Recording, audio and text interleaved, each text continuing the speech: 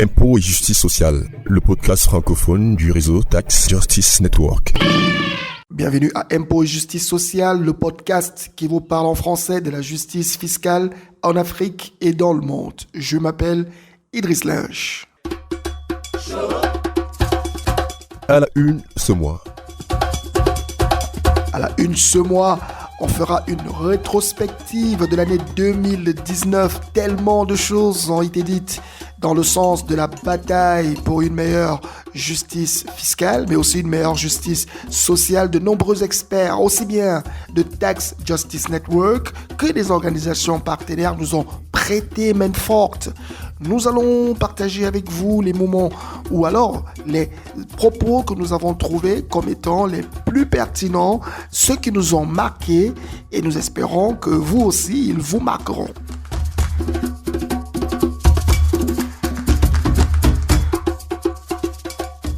Nous sortirons par un petit état de perspective de l'année 2020 qui vient de débuter. Évidemment, il y a plein de chantiers sur lesquels il faudra s'appesantir.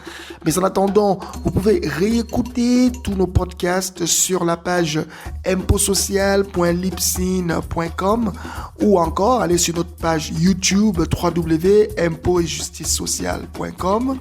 Mais aussi, vous pouvez interagir avec nous sur notre compte Twitter en faisant hashtag Impôts Social ou même sur notre page Facebook Impôts et Justice Sociale. Enfin, vous pouvez nous écrire si cela vous convient à notre adresse email impôts avec s-8 social@outlook.fr. Voilà un peu pour le contenu du programme. À tout de suite pour les détails. Beaucoup de flux financiers illicites qui échappent à nos pays, donc en provenance de l'Afrique, que nous devons suivre, que nous devons chercher. Pourquoi ? Parce que nous savons que l'Afrique est potentiellement riche. Nous ne pouvons pas dire que nous sommes riches, mais nous sommes potentiellement riches. C'est un continent le plus riche du monde, mais c'est un continent pauvre en termes de vie sociale que nous menons. La dame que vous venez de suivre s'appelle Mélie Mwenga Tulela. Elle est la directrice, j'espère qu'elle est toujours, elle était lorsque je l'ai rencontrée à la conférence panafricaine sur les flux financiers illicites qui s'est déroulée à Nairobi au Kenya au cours de l'année 2019, octobre 2019. Et elle, comme ça, brossait un peu un tableau des défis que connaît le continent africain en matière de mobilisation de ressources fiscales finalement. Un des thèmes importants que nous avons abordé en tout début d'année dernière, c'était celui sur les prix de transfert. Je vous propose d'écouter à cet effet le reportage qu'avait effectué ma collègue Béatrice Kazé, un reportage riche d'enseignements. La plupart des débats sur la fiscalité dans les pays africains notamment portent sur la fuite des recettes fiscales vers les paradis fiscaux offshore. Mais il y a très peu de discussions sur ce qu'on appelle les prix de transfert. Même lorsqu'on sollicite le citoyen engagé d'Afrique, les faibles revenus fiscaux sont liés à d'autres causes. Nous avons échangé avec quelques-uns d'entre eux, notamment Guy Lebrun-Ambomo. Il est assistant de programme au sein du réseau de lutte contre la faim, une ONG camerounaise dont le combat, entre autres, est une meilleure répartition des revenus des ressources extractives dans le pays. C'est un laxisme de la part de l'État. Parce que quand vous prenez les pays comme les nôtres, nous comptons pour beaucoup sur l'exploitation de nos ressources naturelles. Si vous prenez le cas du Cameroun, vous prenez un document qui a été adopté par le gouvernement du Cameroun en 2009, qui s'appelle le document de stratégie pour la croissance et l'emploi. Vous allez vous rendre compte qu'il y a une part belle dans ce document-là qui est réservée à l'exploitation des ressources naturelles extractives, pétrole, mine, gaz. Et donc, quand on se fixe un tel cap, il faut se donner, comme on dit souvent de façon triviale, les moyens de sa politique dans l'exploitation des industries extractives. Ça veut dire que vous avez les ressources humaines qu'il vous faut pour mettre en exploitation vos ressources. Si vous ne l'avez pas, et c'est pour ça que j'ai l'habitude de dire que quels sont les éléments qui motivent notre décision d'extraire. Notre décision d'extraire devait être basée sur le fait qu'on est capable nous-mêmes, on a la ressource qu'il faut pour développer, pour exploiter nos ressources. Mais si ce n'est pas le cas, si on n'a pas cette ressource-là et qu'on va se fier à l'expertise extérieure, ça ne vaut pas la peine parce que ça ne va pas nous rapporter grand-chose. Pour sa part, Eric Bizil, le responsable de la sous-région Afrique centrale pour l'organisation Publish What You Pay, pense déjà que les prix de transfert pèsent sur le potentiel des pays africains à mobiliser des revenus sur leurs ressources minières. Les revenus prélevés par les États le sont sur les bénéfices générés par les compagnies extractives. Et le prix de transfert est tout simplement une pratique qui consiste pour les compagnies extractives, et pas seulement d'ailleurs, à donner l'impression qu'elles ne réalisent pas véritablement de bénéfices et par conséquent à réduire la marge imposable. En luttant contre une telle pratique, les États auraient donc à prélever des bénéfices sur un impôt beaucoup plus consistant que celui généralement présenté par les compagnies. Une grande partie des échanges mondiaux s'effectue sous la forme de transactions transnationales au sein des grands groupes multinationaux, notamment dans le secteur minier. Les filiales et succursales d'une même multinationale s'échangent en effet de nombreux biens et services. Ces transactions intra-groupes multinationaux ne sont pas soumises au même mécanisme de marché que les transactions entre entreprises indépendantes. On parle de transactions contrôlées. Si les prix des transactions contrôlées sont artificiellement minorés ou majorés, ils peuvent entraîner un transfert des bénéfices imposables d'un pays à l'autre. Le défi, c'est que cette question ne semble pas constituer une source majeure de réflexion pour les politiques fiscales africaines, notamment dans le secteur des mines, les principaux produits d'exportation et sources de revenus de la région.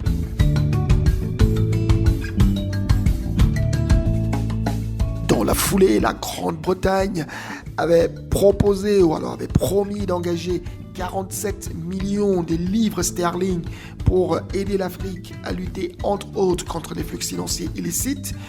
John Christensen, qui est un des fondateurs de Tax Justice Network et qui est l'homme certainement le plus engagé en matière de justice fiscale et de justice sociale, nous a donné son avis. Il pense que oui, c'est une bonne chose. Toutefois, il faudrait avoir d'autres actions parallèles qui pourraient permettre de rendre cette contribution beaucoup plus efficace. La contribution de 47 millions de livres sterling à la lutte contre le flux financier illicite est bien utile. Nous avons vu comment des sommes relativement modestes investies dans des initiatives internationales telles que inspecteurs des impôts sans frontières, par exemple, peuvent faire toute la différence. Pour chaque livre sterling investi dans les inspecteurs des impôts sans frontières, les gouvernements perçoivent environ 100 livres de recettes fiscales récupérées. Et les grandes entreprises qui évitent l'impôt sont obligées de changer de comportement, et ce qui est très important. Fournir des fonds pour former et renforcer l'expérience des fonctionnaires de l'administration fiscale est un moyen efficace de développer des finances publiques viables et de lutter contre le comportement fiscal agressif des entreprises qui pratiquent l'évasion fiscale. Renforcer la capacité des autorités fiscales à s'attaquer à la fraude fiscale au niveau de l'entreprise est une étape importante, mais d'autres mesures sont tout aussi importantes, notamment en prenant des mesures énergiques contre de nombreux paradis fiscaux, les paradis fiscaux britanniques par exemple, qui offrent un espace secret permettant aux flux financiers illicites de quitter l'Afrique et d'effectuer leur transition vers les marchés financiers en Europe et en Amérique du Nord.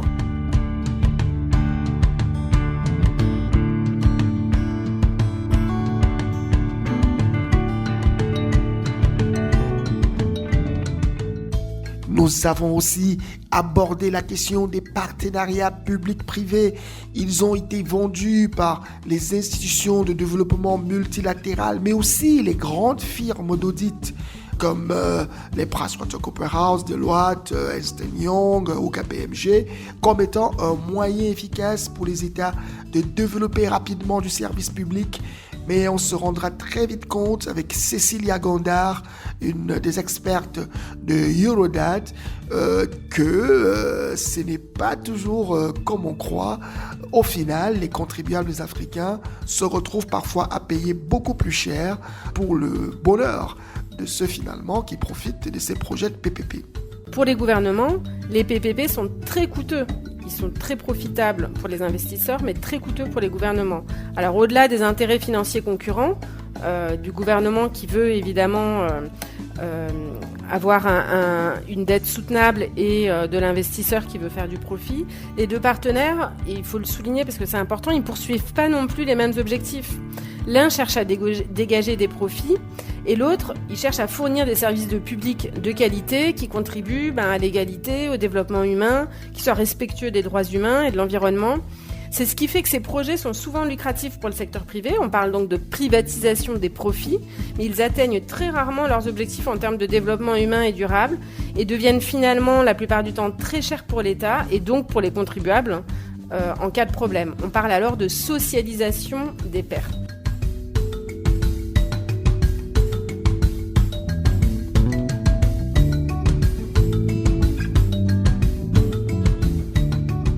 La justice fiscale, c'est aussi un peu cet activisme des pays de l'OCDE. On l'a rappelé, le Royaume-Uni s'est apprêté à injecter 47 millions de livres sterling.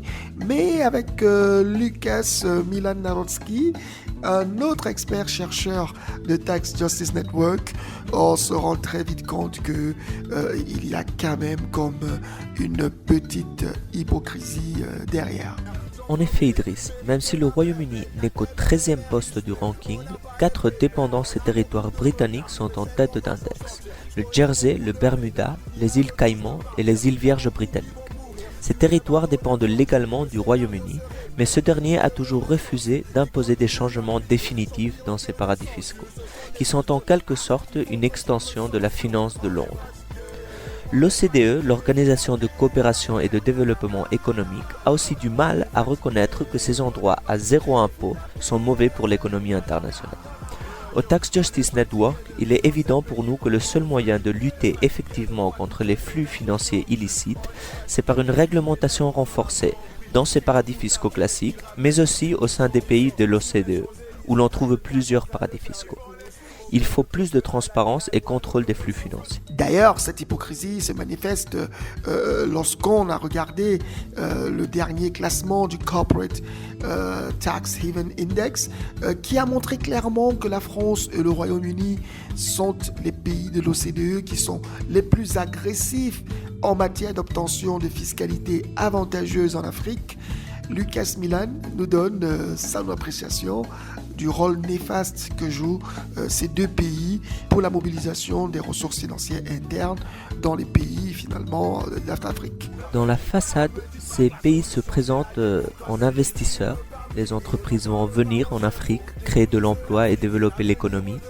Mais en pratique, ces investissements ne sont pas toujours bons pour les pays sources en Afrique. En utilisant les traités que ces pays riches ont négociés agressivement, les entreprises de ces pays peuvent rapatrier les revenus sans payer presque aucun impôt dans le pays africain où, par exemple, les minerais ont été extraits. Les traités ou conventions fiscales bilatérales, c'est des traités qui limitent les impôts que peut lever le pays où l'activité économique se passe.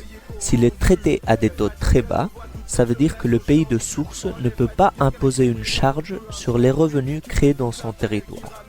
Les traités s'assurent que certains revenus puissent quitter le pays de source sans payer d'impôts. Cela veut dire qu'en fin d'année, il y a moins de revenus pour dépenser en hôpitaux, en écoles et infrastructures. La France, le Royaume-Uni ont des antécédents coloniaux. Une histoire de rapports d'exploitation depuis les métropoles, Paris, Londres. Quand les mouvements d'indépendance en Afrique ont effacé les avantages économiques de ces métropoles, la France et le Royaume-Uni ont fait en sorte qu'une partie de ces avantages soit maintenue. par des traités. Le chercheur du London School of Economics, Martin Hearson, a trouvé que depuis les années 1960, l'Angleterre a fait une grande pression sur d'autres pays pour étendre son réseau de traités et faire en sorte que les entreprises britanniques payent le moins d'impôts possible à l'étranger. C'est aussi le cas de la France dans ses traités avec le Burkina Faso, le Togo et le Niger, où elle a négocié des taux d'imposition extrêmement bas par rapport aux redevances. C'est parmi les traités les plus agressifs de la France et ils ont tous été signés dans les 10-15 années qui ont suivi l'indépendance de ces pays.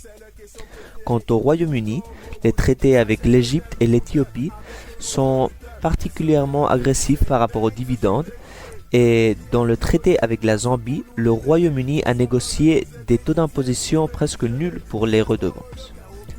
Finalement, quant aux Émirats arabes unis qui ont développé plus récemment leur réseau de traités, on a vu qu'ils avaient aussi des pratiques très agressives dans le continent africain, en particulier dans les traités avec le Cameroun, le Mozambique et le Kenya.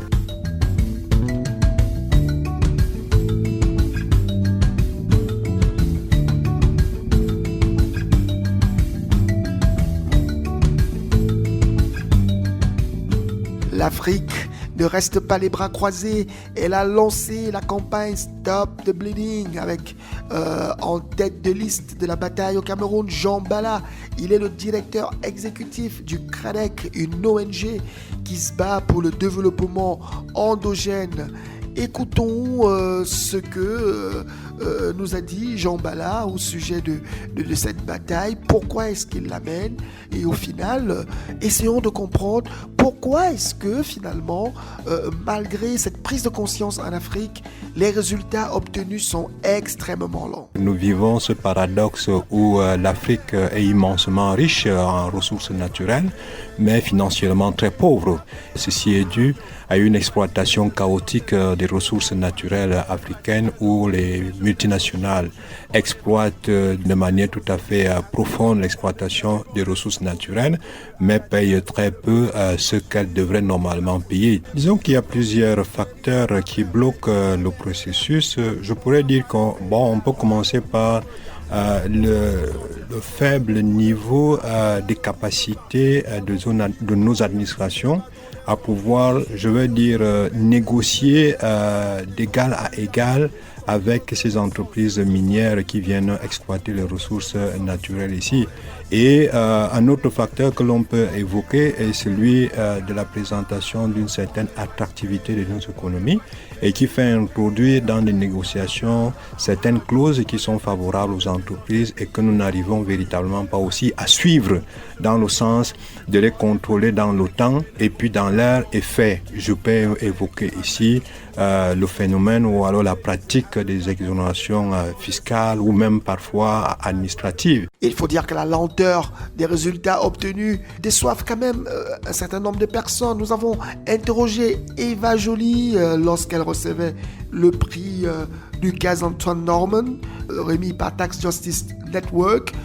Elle nous a, je rappelle que Eva Joly est quand même l'une des pionnières de la lutte contre la corruption et contre l'injustice fiscale en Afrique. Et elle nous a donné son point de vue, son sentiment. Est-ce qu'elle a l'impression que les pays africains, finalement, ont compris depuis près de 60 ans que ce combat est aujourd'hui mené? Le grand malheur de l'Afrique, c'est aussi l'absence de qualité de ses dirigeants. Et donc ça, c'est à la société civile d'intervenir. C'est aussi de travailler sur la démocratie, de faire de sorte que les dirigeants soient plus transparents, plus comptables envers la population et que cette malédiction s'arrête. Je pense qu'il y a une grande volonté, il y a une grande compréhension aujourd'hui dans les pays développés du fait que nous devons laisser à l'Afrique une plus grande partie de ses richesses. Nous sommes terriblement responsables pour la situation malienne.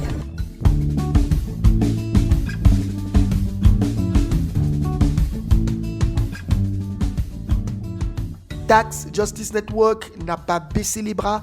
Elle continue de former les pays africains et de former la société civile africaine.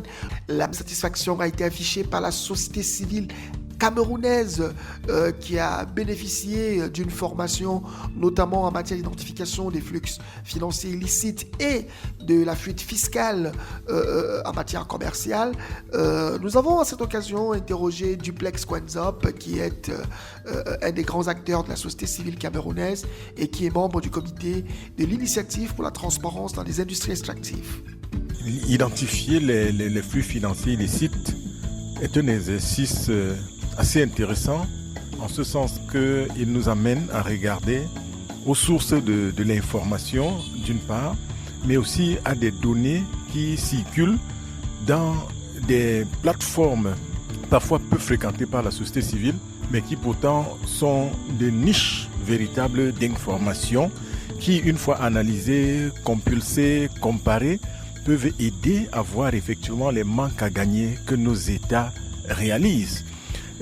Task Justice Network met à disposition aux acteurs de la société civile que nous sommes ces sources d'information et ces plateformes qui nous orientent sur la manière dont nous pouvons retrouver les traces des différents flux qui circulent dans le monde et qui sont parfois porteurs de vulnérabilités pour nos économies. Mais ces vulnérabilités, de prime abord, ne sont pas visibles. N'eût été les instruments que Task Justice Network donne, nous aurions pris tous les flux pour argent comptant.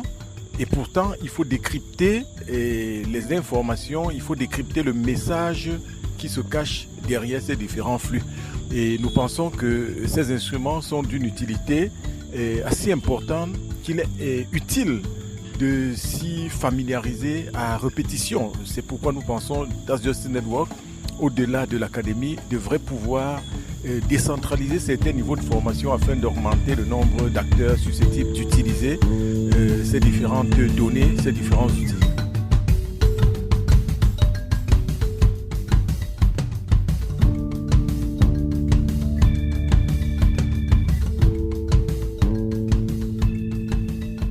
On ne pouvait pas finir l'année 2019 sans parler de cette situation. L'OCDE a pris les devants pour faire des propositions en vue d'améliorer le système de taxation au niveau international. Mais évidemment, il est clair que les propositions de l'OCDE n'ont pas pris en compte beaucoup de paramètres. Nous écoutons ici Ricardo Martner, qui est un expert membre de l'ICRIT. L'ICRIT qui est une commission qui travaille à la réforme de la taxation internationale des grandes entreprises. Nous, à l'ICRIT, on a essentiellement 3 critiques, si l'on peut dire, autour du projet de l'OCDE. La première, c'est qu'il s'agit seulement de très grandes entreprises, les grandes digitales, et en conséquence, beaucoup d'entreprises grandes et moyennes ne sont pas incluses dans ce projet. La deuxième, c'est surtout cette distinction entre différents types de bénéfices ou de profits, les profits routiniers et les profits extraordinaires ou résiduels. Nous semble assez artificiel et nous pensons qu'il devrait y avoir une taxe sur les bénéfices complets, la totalité des bénéfices ou des profits, puisque l'entreprise multinationale ne distingue pas entre le marché domestique et le marché étranger. Et donc, comme je le disais, il s'agit d'une distinction un peu bizarre. et cela fait que finalement la taxe, la base de l'impôt diminue en conséquence. Nous parlons donc peut-être de 50% des bénéfices au lieu de 100%. Ce serait une estimation. Et la troisième grande critique, c'est la formule selon laquelle vont être distribués le montant de cette taxe. Et là, nous avons, depuis beaucoup de mois et beaucoup d'années, insisté sur le fait qu'il ne peut s'agir seulement d'une formule autour des ventes, puisqu'il y a d'autres éléments qui doivent être pris en compte, en particulier l'emploi. Et ce qui bénéficierait absolument les pays en voie de développement, puisque ce qu'apporte essentiellement le monde en développement, c'est de l'emploi, c'est de la main-d'œuvre. Donc cette question est très importante pour les pays en voie de développement. Et enfin, la question n'a pas manqué d'attirer de grandes opinions. C'est le cas notamment de Thomas Piketty, l'économiste français, qui nous dit clairement ce pourquoi les propositions de l'OCDE, au-delà d'être une avancée, sont davantage peut-être un recul pour beaucoup de pays pauvres, notamment les pays africains. Le diagnostic général qui a été bien exposé, c'est que il faut que les bénéfices des grandes sociétés multinationales soient déclarés au niveau mondial. C'est-à-dire que chaque pays demande que les multinationales qui opèrent sur plein de pays déclarent leurs bénéfices au niveau mondial, c'est-à-dire les bénéfices réalisés sur l'ensemble de la planète, et ensuite que ces bénéfices imposables soient répartis entre les pays en fonction de critères objectifs non manipulables, qui peuvent être les ventes dans les pays, qui peuvent être le niveau d'emploi, le nombre de personnes employées dans les différents pays, qui peuvent être dans certains secteurs d'activité les utilisateurs, par exemple sur des plateformes numériques,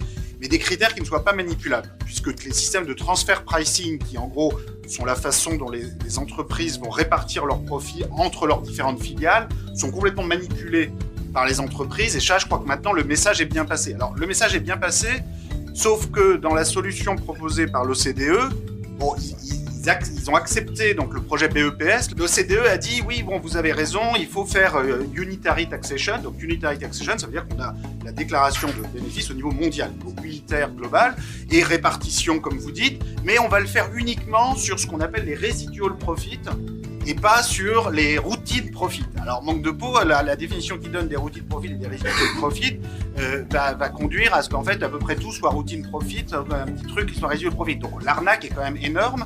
Et nous on est là pour le dire, quoi. C'est-à-dire, pour résumer, on est une commission indépendante de personnes qui représentons différentes expériences venues de toute la planète, et je crois que c'est important dans ces débats de ne pas se laisser abuser parfois par des déclarations qui ne correspondent pas à la réalité.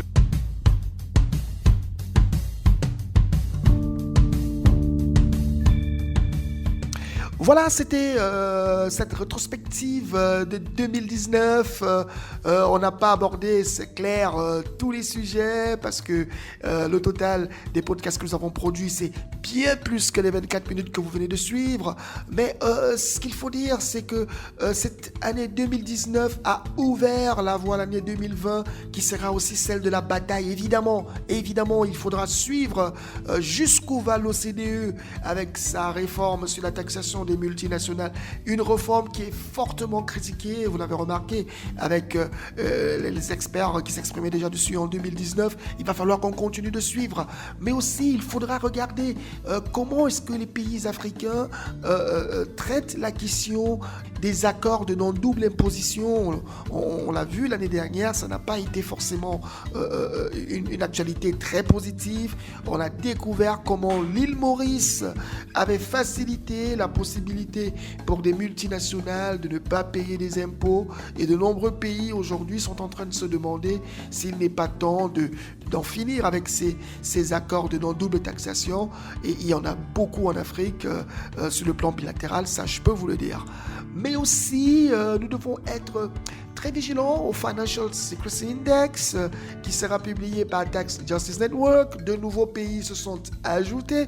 Je connais au moins un, le Cameroun. Ce sera très intéressant de voir comment ce pays, qui est le pilier, alors qui est le leader de la sous-région Afrique centrale, la zone CEMAC, se comporte. Vous savez, cette sous-région a beaucoup de problèmes en matière de mobilisation de ressources. Ils ne s'en sortent pas toujours. Enfin, nous devons voir les contrats pétroliers, les contrats miniers.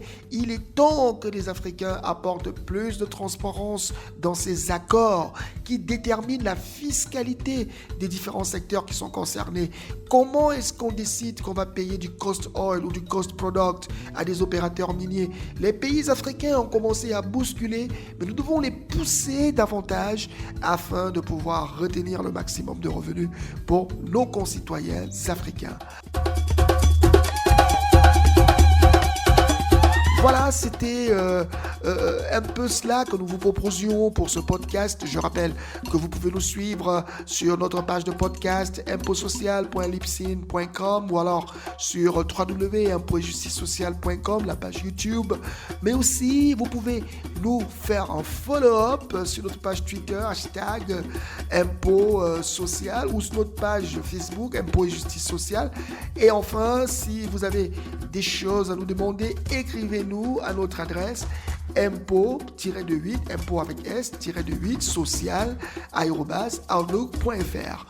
C'est la fin de ce programme. À très bientôt pour un nouveau podcast francophone que nous espérons encore plus palpitant.